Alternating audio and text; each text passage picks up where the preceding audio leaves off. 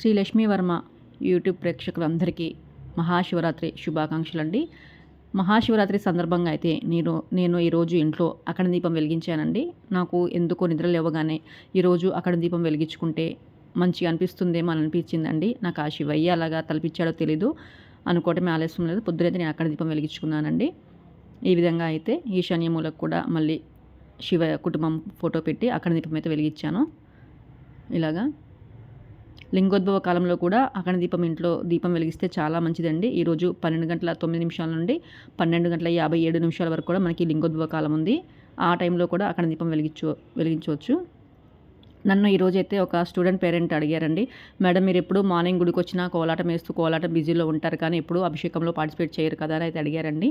నాకు ఏమనిపించిందంటే నేను చేసే ప్రతి పనిలో భగవంతునే చూస్తానండి.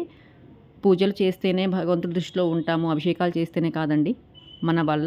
మన మాటల వల్ల కానీ చేతల వల్ల కానీ ఎవరికి ఇబ్బంది లేకుండా ఉంటే కూడా ఆ భగవంతుడి దృష్టిలో అయితే మనం ఉంటామండి. పూజలు చేసి అట్టహాసం చేస్తేనే భగవంతుడి దృష్టిలో ఉంటామని కాదండి. ఎన్ని పూజలు చేసినా మన మనసు కల్మషం లేకుండా ఉంటే ఆ భగవంతుడి దృష్టిలో మనం ఉన్నట్టే కదా.